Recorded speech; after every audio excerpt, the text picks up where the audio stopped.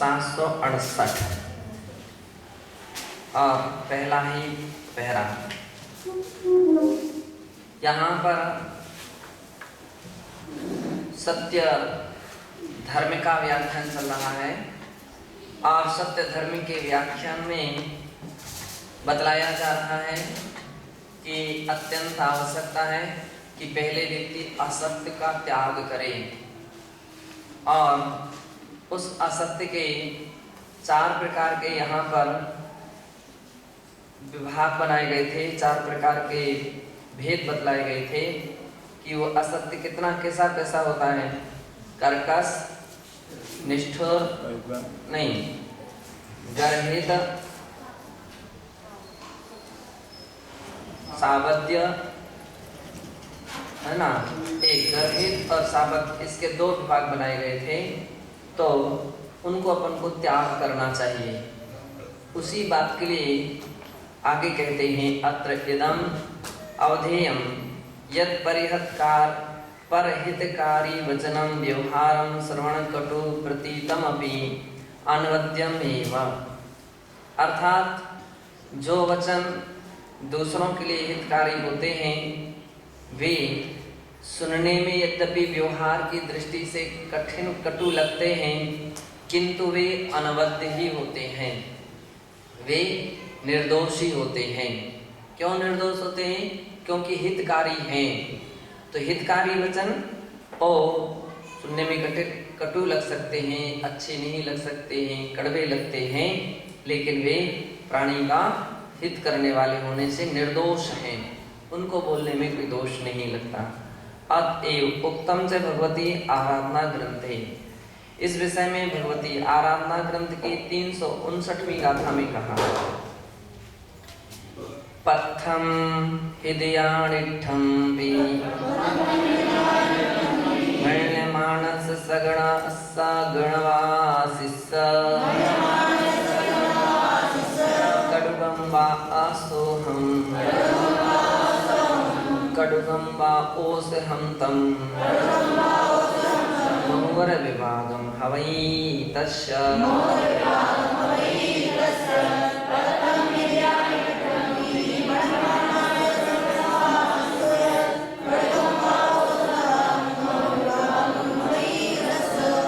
आचार्यों के लिए निर्देश दिया जा रहा है कि पथ्यम हृदयानिठम, जो पथ्यकारी है और हृदय को इष्टकारी है, ऐसे भले ही पथ्यम है, पथ्यकारी है, लेकिन हृदय अनिठम, हृदय में अच्छा नहीं लगने वाला, व्यक्ति के लिए रुचता नहीं है, तो ऐसा भी लग रहा है।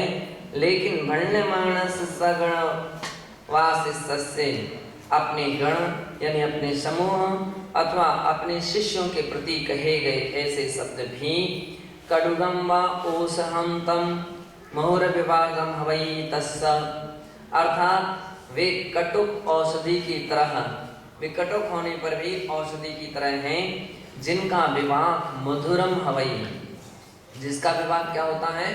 अच्छा, कि औषधि जो रहती है वो कड़वी जरूर रहती है, लेकिन कड़वी औषधि यदि ज्वरयुक्त व्यक्ति खा ले, उसको लेता रहे, तो वह उसका ज्वर ठीक हो जाता है। और जो ये सोचता रहा कड़वी कड़वी कड़वी कड़वी नहीं लेना है, कड़वी नहीं लेना है, तो बिना उसके जो आसानता से ठीक नहीं हो सकता है। तो बतला रहे हैं कि औषधि, कड़वी औषधि के समान वे शब्द हैं जो शुरू में तो कड़वे लग रहे हैं, लेकिन वास्तविकता में वे प्राणी का हित करने वाले हैं। वचन व्यवहारे वृथालापो दुर्वचन प्रयोगस्य परिवर्जनीयो भणितो कुरल काव्य पी, लेकिन वचन व्यवहार में वृथा आलाप नहीं होना चाहिए। अनावश्यक बोलते बोलते बोलते व्यक्ति चला जाए, कोई सीमा नहीं, कोई रोक नहीं, कोई कंट्रोल नहीं, कोई ब्रेक नहीं। कुछ लोगों की इस प्रकार की स्थिति रहती है ना, कि वो बोलते बोलते चले जाते हैं। तो अब तरीका ये है, ब्रेक उनको लगाओ और यदि उनको ना लगे तो अपने लिए ब्रेक लगा करके रखो। हाँ सुनाओ और सुनाओ, फिर और सुनाओ, फिर और सुनाओ। किसका हुआ था भाई? है ना, तो कुछ रहते नहीं ब्रेक लग पाते हैं, तो फिर उसको पूरा बोल लेने दीजिए, और जब पूरा व्यक्ति बोल लेगा तो अपने आप पे विराम देते है ना। और अन्यथा कि वो बीच बीच में बोलेगा, और बीच बीच में बोलेगा तो बात आप समझा भी पूरी तरह से नहीं सकते हैं। तो आमतौर पर उत्तम तरीका है, बहुत प्रलाप करने वाले व्यक्ति नहीं होना चाहिए, बकवासी कहे जाते हैं। तो चाहे जो व्यक्ति उसको शांत कर देता है, तो शांत रहो, कोई उसकी बात सुनना नहीं चाहते। किसकी नहीं सुनना चाहते हैं? जो बकवासी किस्म के लोग होते हैं, बहुत बहुत बोलते चलते रहते हैं, जिनके बोलने में कोई ना सिस्टम रहता है और ना कोई उनके अंदर ब्रेक रहते हैं। तो ऐसे व्यक्ति रहते हैं, उनके लिए कोई सुनना नहीं चाहता है। तो पहली बात तो सुनना ही नहीं चाहते हैं, तो इसलिए उत्तम तरीका है कि भाई जब ज़्यादा बोलने के से व्यक्ति सुनना नहीं चाहता तो ज़्यादा बोलना बंद करो, कम बोलो। और कैसे बोलना चाहिए कि तो कह रहे हैं वचन व्यवहार है वृथा लाभ हो, तो व्यर्थ का आलाप। भाई आवश्यक है वो तो ठीक है, आवश्यक जो बात है वो तो कितनी भी आप समझाते जाइए, बोलते जाइए, कोई परेशानी नहीं है। लेकिन अनावश्यक कोई चर्चा की जाती है, अनावश्यक कोई बात की जाती है तो वृथा है, उसके लिए क्या बोलते हैं? व्यर्थ की बातें हैं।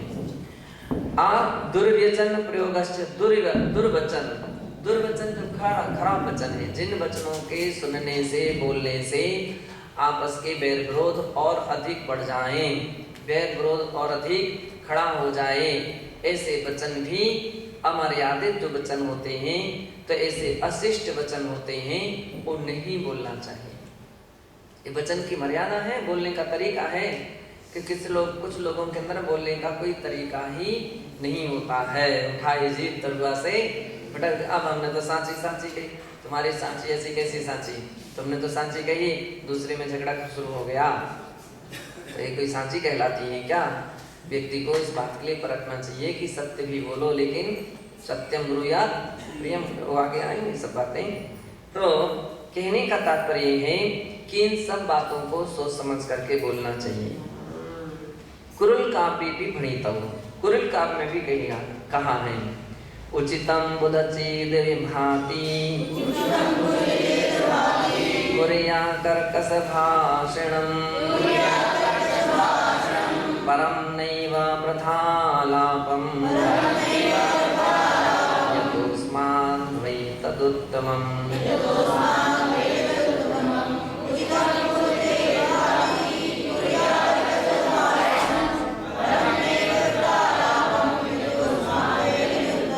कह रहे हैं बुधा, बुद्ध यानी समझदार, बुद्ध यानी बुद्धिमान ज्ञानी, है ना। तो वो अगर समझदार है, अगर वो उसके लिए कर्कश भाषणम कुर्यात् उचितम भाति चेत, यदि उसके लिए कर्कश भाषा बोलना उचित है, वो महसूस करे, आवश्यक, कई बार ऐसी स्थिति भी आ जाती है कि कठोर भाषा जोर से बात बोले जाते हैं, शांत रहिए, जैसे कोई शोरगुल चल रहा हो, तो कोई ना कोई व्यक्ति उस बात को शांत करने, सब शांत हो जाते हैं, शांत करने के लिए फिर भी शांत नहीं होते हैं, तो फिर क्या कहा जाता है? क्या सब्जी मंडी बना ली है, बाजार बना लिया है, शांत रहो, चुप रहो। अभी सब तो खराब लग रहे हैं, लेकिन शांत करने का इसके अलावा कोई दूसरा सामने वाले के पास कोई तरीका नहीं है। तो यदि वो उचित समझ रहा है ना, कोई दो व्यक्ति हैं और दोनों में आपस में बात में और शुरू होने वाले आए थे चीज़ें निपटने के लिए, और यही तुम अपना तमाशा दिखाने लगे, तो फिर उसको शांत करने के लिए दो में से कम एक तो शांत हो जाए, नहीं शांत होते तो कठोर वचन का प्रयोग करना पड़ता है। तो जो आचार्य हैं, जो गुरुजन हैं, तो वे इस बात का ध्यान रखते हैं। तो वे क्या करते हैं कि अगर उचित समझते हैं तो वे कर्कश वचन भी कुर्या बोले, परम नैव वृथा लापम, परंतु वृथा लाप ना करें। ब्रेक कितना मतलब कर्कश वचन से भी अधिक हानिकारक है, खतरनाक है। तो क्या है?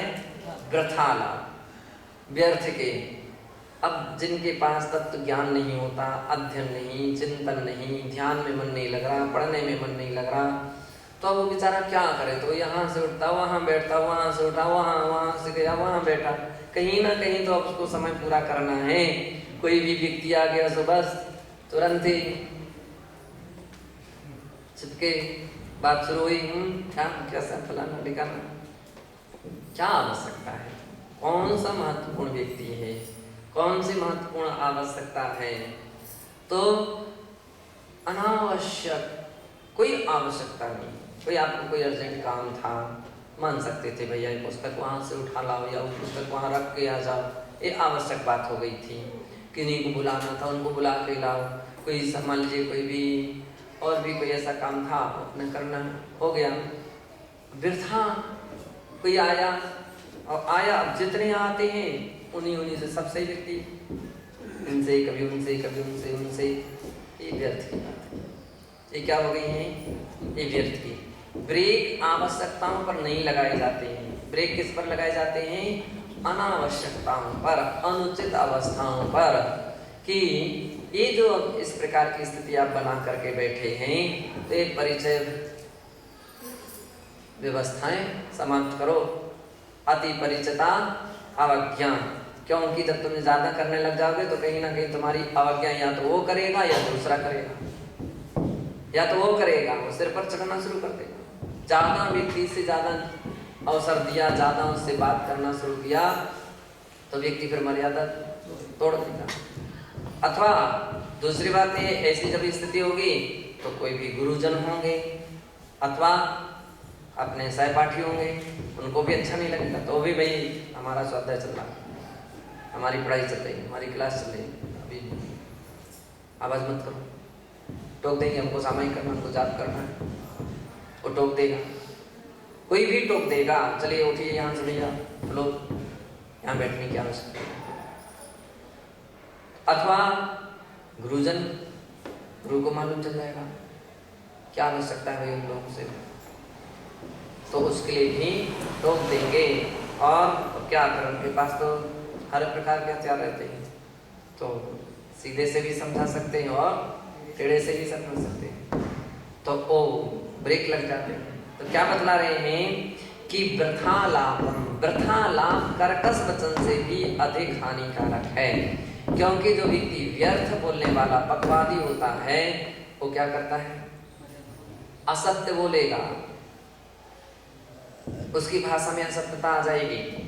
हर बात सत्य ही बोले ऐसी कोई आवश्यकता नहीं, असत्य भाषा आ जाएगी, छल कपट शुरू हो जाएंगे, राग भाव प्रारंभ हो जाएगा, मोह भाव प्रारंभ हो जाएगा, छल कपट प्रारंभ हो जाएंगे, और पता नहीं मान लीजिए अपना और दूसरे का कहाँ से कहाँ स्थिति खड़ी कर देगा।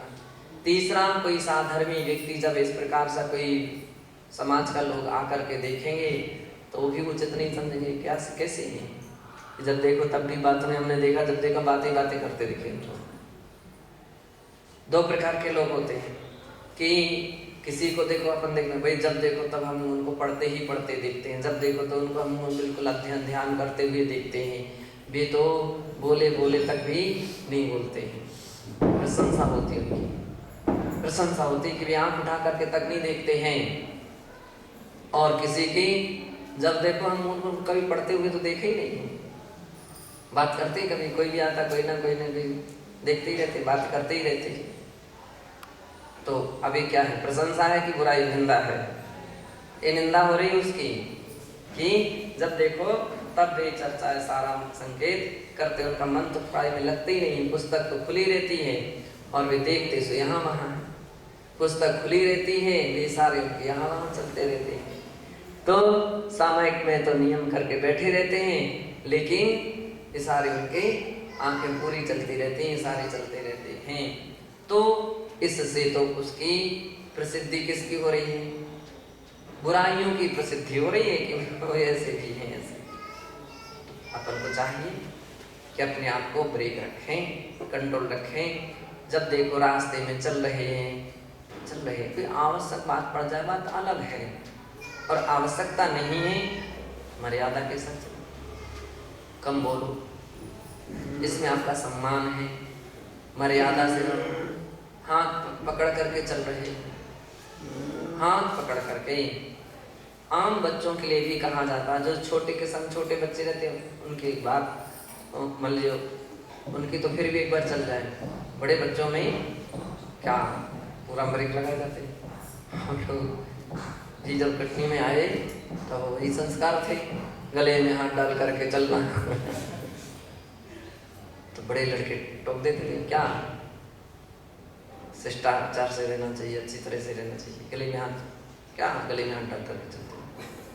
आज के छोटे बच्चे भी अब चेंज हो गए, आज के छोटे बच्चे भी इतने चेंज हो गए, वे गले में हाथ डाल करके नहीं चलते, ना किसी के हाथ पकड़ करके चलते हैं। वे अपने अगल बगल में चलेंगे लेकिन पकड़ करके और गले में हाथ डाल करके नहीं चलेंगे। तो सभ्य किस्म के लोग कहे जाते हैं, कैसे माने जाते हैं? सभ्य हैं। और जो इनका हाथ पकड़ा, उनका हाथ पकड़ा, उनके गले में हाथ डाला, तो वे क्या असभ्य माने जाते हैं। कैसे माने जाते हैं? असभ्य हैं, के अंदर कोई सभ्यता नहीं है। देहात के होंगे, अनपढ़ होंगे, कम पढ़े लिखे कहीं के होंगे, तो वे ऐसे चलते हैं। तो इस रूप में वो देखे जाते हैं, समझे जाते हैं। तो क्या बतला रहे हैं कि इस प्रकार से वृथा लाभ जो है और दुर्वचन प्रयोगश्च, खोटे वचन, गलत वचन, अनुचित वचन, तो उसके लिए क्या करना चाहिए? नहीं चाहिए तो चलिए रहा वृथा लाभम यतो अस्मात् मयि तदुत्तमम परम नैव। कह रहे हैं कि इस प्रकार के वे कठोर वचन तो बोलते हैं लेकिन व्यर्थ की बातें नहीं करते हैं। और जितने ऊंचे किस्म के व्यक्ति होते हैं, आप देखिए उतने ही सीमित शब्दों का प्रयोग करते हैं, उतनी ही कम बात करते हैं, जितने ऊंचे दर्जे के, और उतने कम बात करते हैं, इसलिए उनका सम्मान बढ़ता है, उनकी प्रतिष्ठा बनती है ना। तो उनके लिए व्यक्ति जब भी वो बोलने के लिए तैयार होते, सब अपने आप शब्द, उनको नहीं कहना पड़ता शांत रहिए, फिर अपने आप व्यक्ति क्या हो जाता है? शांत हो जाता। क्यों? थोड़े वचन बोल रहे हैं ना, तो कोई महत्वपूर्ण बात बोल रहे हैं, आवश्यक और उचित बात बोल रहे हैं, तो हर व्यक्ति अपने आप उस बात की गरिमा रखता है, शांत हो जाता है, शांति से उस बात के लिए सुनता है। तो इसलिए कहेंगे ऐसा। और एकमेव पदम वाण्या मस्ति चेन्मर्घातिकम् मस्ति चेत् मर्मघातिकम् विनिष्टास्तर्हि विज्ञेया उपकारा कुरु पुराकृता।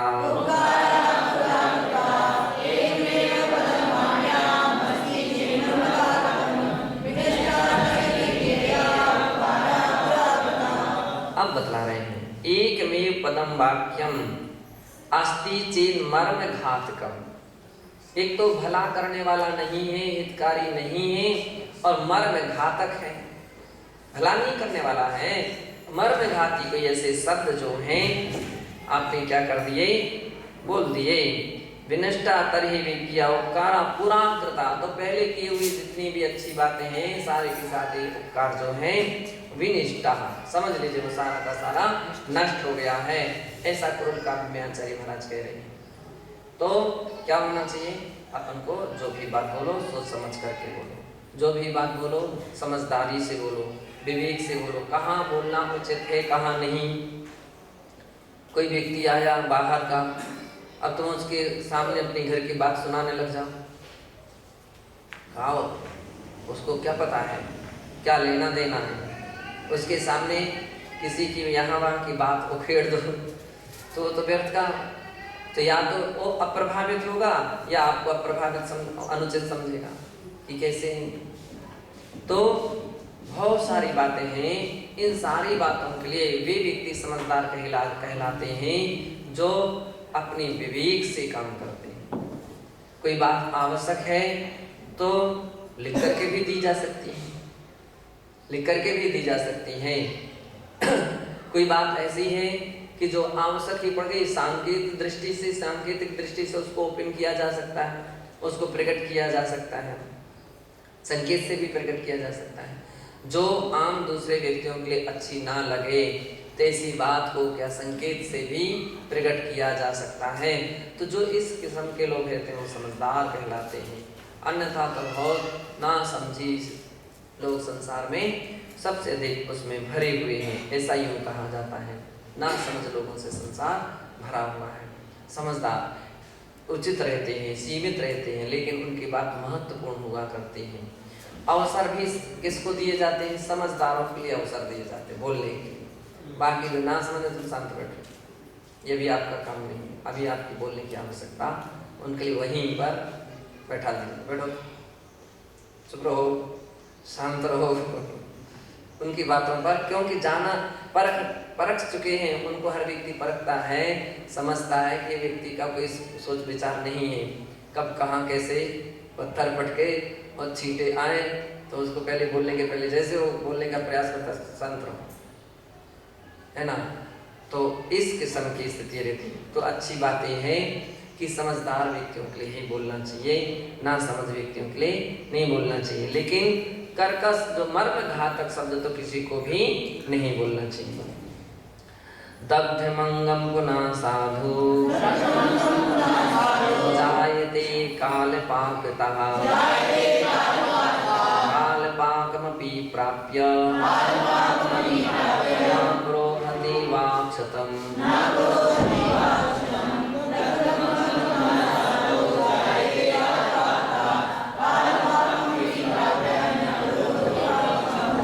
कहा जाता है कि गोली और बोली, गोली से भी खतरनाक क्या होती है? बोली खतरनाक होती है। अस्त्र का घाव एक बार फिर भी भर जाए, शस्त्र का घाव फिर भी एक बार भर जाए, लेकिन शब्द का घाव इतनी जल्दी नहीं भर पाता है। तो कठोर या कोई ऐसे शब्द जो बोल दिए जाते हैं, मर्म घाती जो शब्द होते हैं, तो उससे तो क्या बोल रहे हैं कि वो शब्द कैसे हैं? तो वो तो अग्नि से भी अधिक हानिकारक हैं। क्यों? दग्ध मंगम पुनः साधु जायते काल पाकता।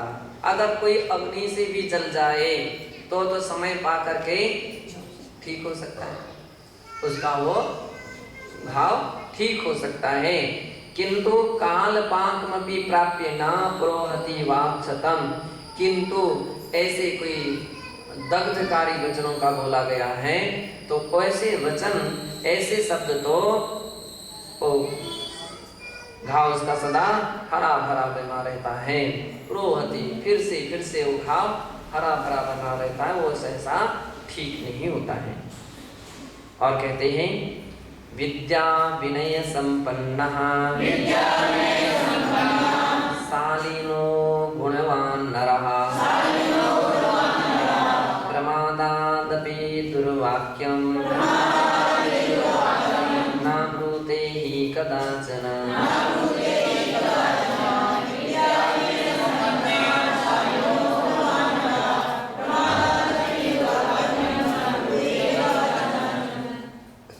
विद्या विनय संपन्न शालीनो गुणवान नरः।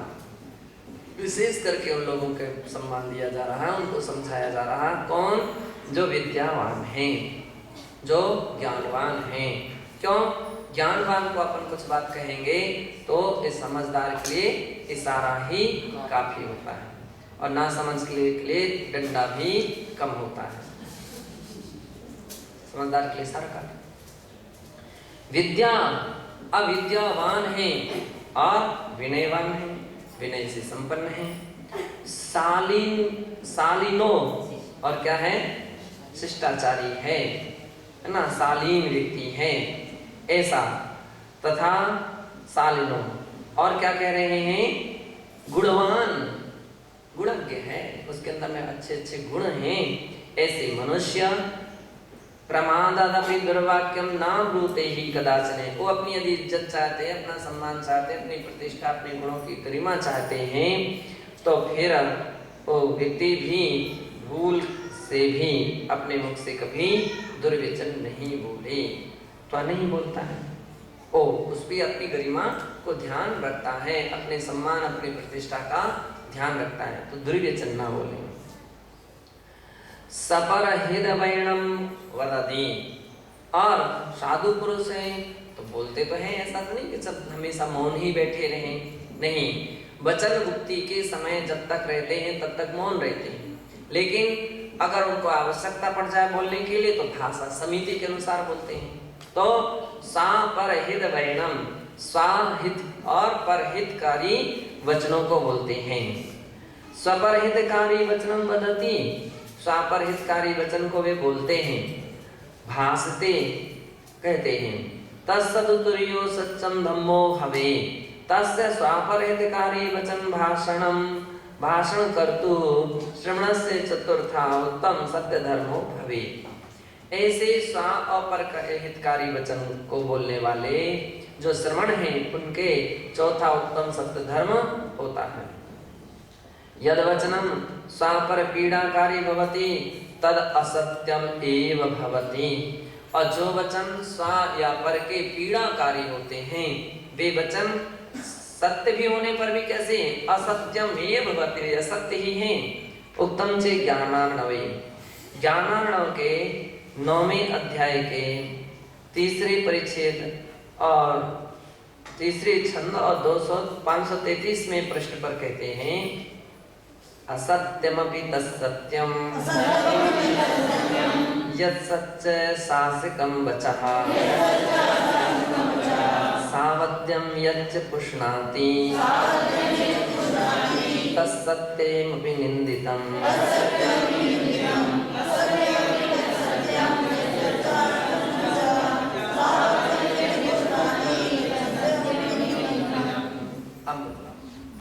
असत्यमपि तत्सत्यम, असत्य शब्द भी सत्य की तरह है। कदाचित भूल से कैसे हो गए, कोई शब्द ऐसे अपन बोलना चाहते थे सत्य ही, लेकिन अब वो शब्द स्मृति स्खलन हो गया या उच्चारण स्खलन हो गया, तो कितनी बार ऐसे भी हो जाते हैं कि व्यक्ति उच्चारणा में असत्य गलत बोल गया।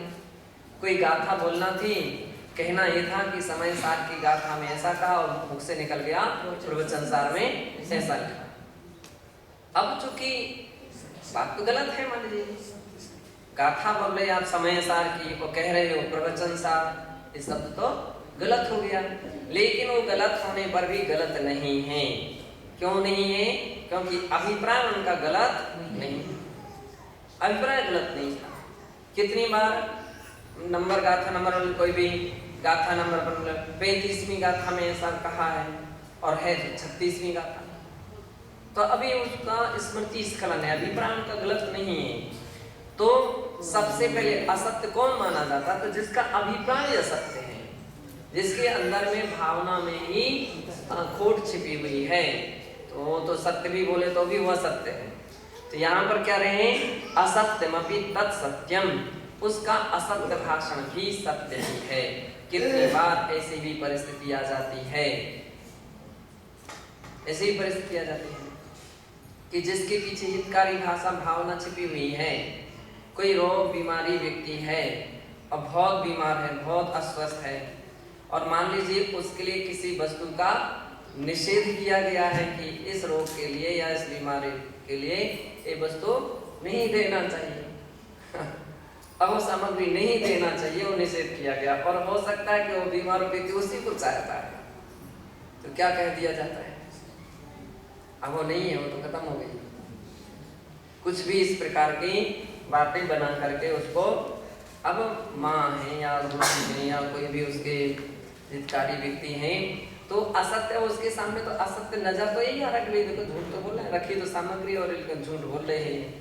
तो तीसरा व्यक्ति तो जो समझदार नहीं है वो तो यही कहेगा कैसे झूठ बोल रहे हैं, कहाँ उनका महाव्रत रहा, कहाँ उनका सत्य रहा। लेकिन सबके साथ भी इतना होने पर भी प्रमाण देख लीजिए आगम क्या कह रहा है, उसका अभिप्राय क्या है। यदि कदाचित उसके लिए वो बीमारी के लिए भीषण बीमारी खड़ी हो रही है, कोई बढ़ रही है और आवश्यक है उस वस्तु को त्याग करना या उसको नहीं लेना चाहिए, और ये लेता रहेगा तो बीमारी और बढ़ जाएगी और हानिकारक हो जाएगी। तो इस परिस्थितियों के लिए क्या किए जाते हैं, ब्रेक लगा दिए जाते हैं। और उसके लिए असत्य भी बोल दिया जाता है, नहीं हुई और खत्म हो गई, अब नहीं है। छोटे बच्चे जो लोग रहते हैं, छोटे बच्चे वगैरह है ना, अब किसी वस्तु पर कभी कभी अड़ जाते हैं। अब माँ देखती है कि देखो बेटा तो बीमार है, और फिर भी ऐसी सामग्री खाएगा तो उसकी हालत क्या हो जाएगी, तो उसके लिए मना कर दी, अब बस अब तो खत्म हो गया, अब नहीं है। हाँ हाँ, उसका अभिप्राय, उसके पीछे क्या छिपा हुआ है, अभिप्राय छिपा हुआ है कि उसकी असत्य बोलने की ऐसी कोई भावना नहीं है। अभिप्राय में तो हित ही छिपा है। क्या छिपा है? हित ही छिपा है, और हित छिपा है तो वो बात ही एकदम सत्य ही रहेगी, असत्य नहीं रहेगी। कितनी बार गुरुजन सहज ही कुछ बात बोल जाते हैं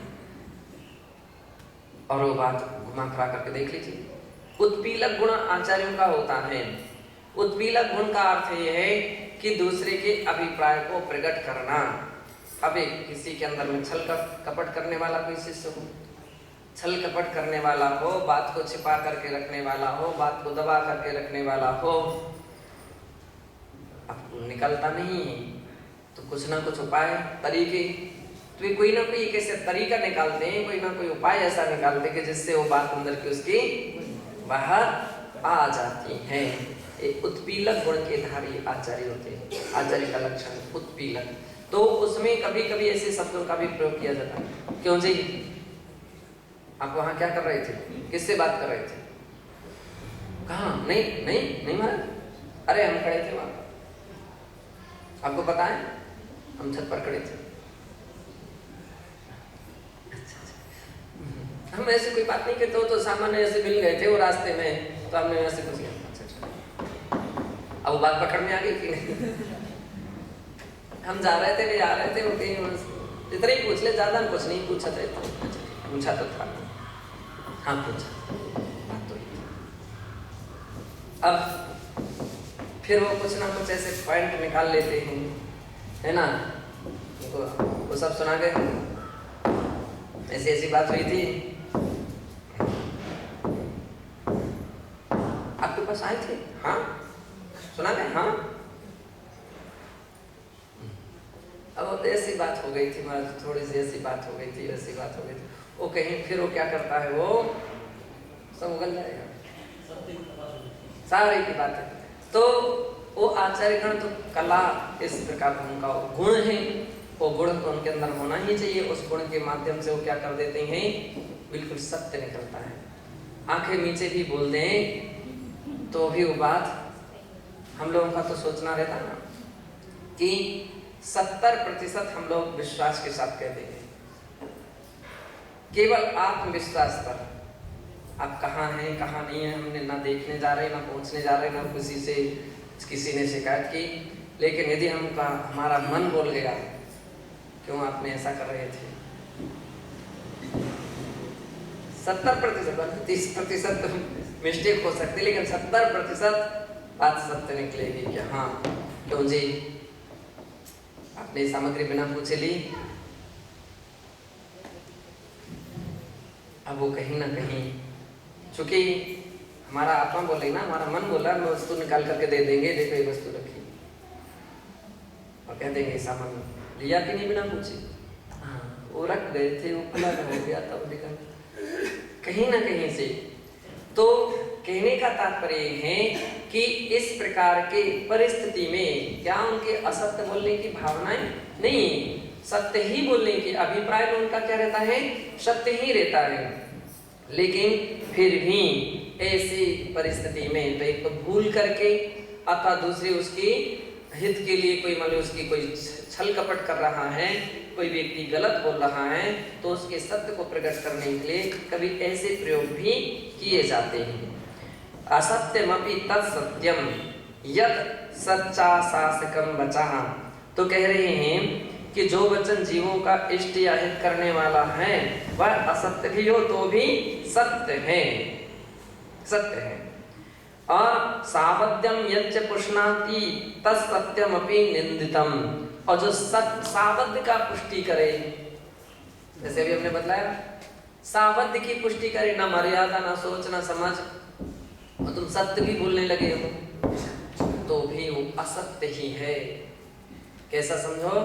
असत्य ही है, वो सत्य नहीं है, क्योंकि उस व्यक्ति का अभिप्राय सही नहीं है, उस व्यक्ति का अभिप्राय साफ नहीं है, शुद्ध नहीं है।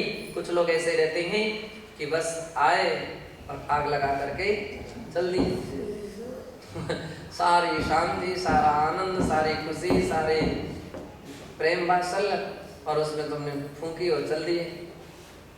तो वो व्यक्ति के लिए सावधान रखा जाता है कि भाई तुम सत्य भी बोले ना, तुम्हारी बात अभी प्रामाणिक नहीं मान रहे, शांत बैठो। अरे हम साक्षी तो साक्षी बतला रहे, सत्य तो बोल रहे, सत्य है लेकिन मर्यादित नहीं है। सत्य है लेकिन क्या है? मर्यादित नहीं है। हर बात हमको अपनी मर्यादा से करना चाहिए। क्या करना चाहिए? मर्यादा से करना चाहिए। किसी को सामयिक में झोंका आ गया, मानते हैं आ गया, अब उसको तुम चार लोगों के सामने तुम्हें दुनिया भर की गाथा गाने से क्या फायदा है? तुम धीरे से महाराज के कान में बात डाल दो, हो गया। चार लोगों को उससे लेने देने क्या लेना देना है? तो कोई भी विषय के लिए आगे पीछे हर व्यक्ति को सोच समझ करके काम करना चाहिए। कोई बात कर रहे हैं, आपस की कोई 19-20 बात हो जाए, तो अब उस विषय के विषय में कोई व्यक्ति के लिए निर्णय देना है या हल करना है, या आप हल करने पहुंच रहे हो, तो ये भी तो देख लो कि अगल बगल में कौन व्यक्ति खड़े हैं, तुम्हारी भाषा, तुम्हारी आवाज़ कहाँ तक पहुंच रही है, तुम्हारी आवाज़ कहाँ तक पहुंच रही है, तो उसका ध्यान रखो। अगल बगल कौन व्यक्ति बैठ खड़े हैं। कभी कभी इस किस्म के भी लोग होते हैं जो अच्छे किस्म के लोग नहीं रहते हैं, जिनके अंदर में दोष ग्राही होते हैं, बुराइयां देखना चाहते हैं, तो आपके एक पॉइंट से ले जाएंगे और एक पॉइंट को ले जा करके ना जाने वो कितने प्रतिशत, वो 1 की 2 चुड़ा करके नजी का सांप बना देंगे। तो ऐसे व्यक्तियों से सावधान रहना चाहिए। ऐसे व्यक्तियों के सामने बिल्कुल कम बोलना चाहिए, कम बात करना चाहिए, मर्यादा पूरी की पूरी रखना चाहिए। एक बार ऐसा हो गया कि हम लोग टीकमगढ़ में थे, तो हम जिस मंदिर की छत पर रहते थे, तो उस छत पर ऐसे एक महाराज थे, तो उनके लिए हमने ऐसे हाथ उनको थपथपा दिया। थपथप एक बाई थी, वो बड़ी उसको प्रतिस्पर्धा सी रहती थी, पता नहीं वो किस किस्म के थे। अरे वो 4-6 घरों में जाके आ गए, अरे आज तो घूसा मारे खटाखट लोग आए, 2-4-6 लोग आ गए। तो अब चूंकि आए तो सही, लेकिन बहुत से लोग तो आकर के देखे तो इतने हिलमिल प्रेम वात्सल्य से बैठे हुए हैं। तो उन्होंने उसने जाकर के बोला, अरे जाओ जल्दी जाओ, घूसा मारा ना जो तो। अब वो लोग आए तो बोले, हाँ, तो सब खुशी के साथ सब लोग बात करके बैठे। तो भाई जो सब लोग पहचानते थे, जानते थे कि वो व्यक्ति किस किस्म के, तो अरे बोले वो समझ में आ गया कि वो किसी ने कहा था उस भाई ने कहा, अरे उस भाई को हम जानते है ना। तो फिर वो लेकिन घूम फिर करके बात हमारे कान में भी आ गई। मैंने कहा भाई कौन सी शिकायत लेकर के आए थे? तो फिर वो बात खिली, कोई हरा नहीं था, तो हंसी मल जी वो थपथपा रहे थे, वो आशीर्वाद चाह रहे थे, आशीर्वाद दे दी, आशीर्वाद चल रहा था। तुमने आशीर्वाद को थपथपा दिया, पीछे मारे। तो इस कभी ऐसे भी किस्म के संसार में लोग होते हैं, और कम नहीं होते हैं, ऐसे लोग अधिक हुआ करते हैं। और एक को ऐसे को एक मतलब जैसे को तैसे मिल गए, एक को 2 को 4 मिल जाए, तो फिर कभी कभी वो तो अपने सामने बात आ गई तो उसका हल हो गया, समाधान हो गया। और जो बात ही नहीं आ पाती, कई बार ऐसी स्थिति रहती है, तब तो वो बात कहाँ से कहाँ घूमती रहे, कहाँ से कहाँ बढ़ती रही। तो इस तरीके भी होना चाहिए। तो अपने साधुओं के लिए भी कहा कि ऐसी हंसी मजाक भी नहीं करो। उस दिन से मैंने वो सब बंद कर दिया। मैंने किसी को पिछी ठोकना या किसी को आशीर्वाद देना दूरी से देता हूँ, है ना। क्यों? कि अर्थ व्यक्ति कहीं के कहीं स्थिति पर पहुंच सकता है। तो कह रहे हैं कि सावध्यम यज्ञ पुष्णाति, जो वचन सावध्य की पुष्टि करे, जो व्यक्ति दूसरे के लिए आक्रोशता उत्पन्न कर दे, जो व्यक्ति दूसरे के अंदर में रोष उत्पन्न कर दे, झगड़ा उत्पन्न कर दे, विवाद उत्पन्न करा दे, प्रतिस्पर्धा उत्पन्न करा दे, ऐसे व्यक्तियों से सावधान। किससे सावधान? उस व्यक्ति की वचन से भी सावधान, क्योंकि वो तो पता नहीं किस मौके पर कहाँ क्या समस्या खड़ी कर सकता है। कुछ लोग ऐसे उकसाने वाले जो होते हैं ना, इनको उंगली उनको उंगली उनको उंगली दे दे करके उकसाते हैं, इनकी बात उनको जा करके कह देते हैं। अब बात तो सही कह रहे हो, जो भी बात है, लेकिन तुम्हारी सावध्य कारक है, तुम्हारे भाव सही नहीं है। क्या है? भाव सही नहीं। भाव सही हो जाए ना तो फिर आप उसकी पुष्टि, गुरु की मतलब जो अच्छी बात कह रहा है उसकी पुष्टि करोगे, भाई बात तो सही कह रहे हैं, आप इस बात को सुधार लो। अगर आपके लिए कुछ मिस्टेक है इसको सुधार लो। अरे देखो तो सही तुम्हारे लिए कैसी कैसी बरस गई तुम्हारे ऊपर ये सारी गरज बरसत, गरजना बरसना सब एक साथ तुम्हारे ऊपर हुआ, तो उसको और भड़का दिया तो भड़क जाएगा। स्थिति ये है कि उसकी वेदना दुख और बढ़ जाएगा। तो इसमें आपने क्या किया? क्या किया? जले में नमक और छिड़क दिया, मिर्ची छिड़क दी। कौन सा अच्छी बहादुरी का काम किया? कौन सी समझदारी का काम किया? अगर ऐसा आप सत्य व्रत को धारण करने वाले कह रहे हैं तो आचार्य कहते हैं वो सत्य ही नहीं रहा, असत्य है। अब प्रायश्चित के भागीदार हो गए आप। किसके भागीदार हो गए? प्रायश्चित। हमने सत्य बोला तो सत्य का भी प्रायश्चित होता है क्या? हाँ, सत्य भी मर्यादा के साथ बोलना पड़ता है।